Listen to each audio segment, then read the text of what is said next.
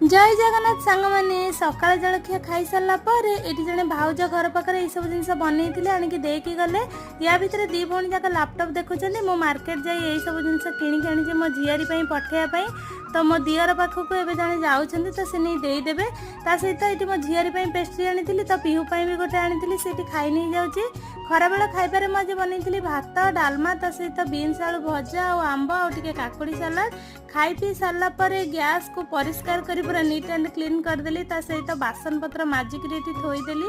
एवं समय संध्या बेला तो एबे मु बेलपणा बनाऊँगी तो ये फास्ट नहीं जाऊँगी पीहू को दवाई तो से बेलपणा पी सारा आम भी टिके टिके पी नहीं गलु तापर आज air fryer fast time corn pakoda बनाऊली जीरो ऑयल रे बहुत टेस्टी और बहुत क्रिस्पी होता तो आम समस्ते फुल एंजॉय कलु एबे मु मो पाई नहीं आसी मते तो बहुत टेस्टी लगुच नेक्स्ट टाइम आउ थे बनईबी वीडियो भल लगी निहाती लाइक करी चैनल नुआ सब्सक्राइब करने।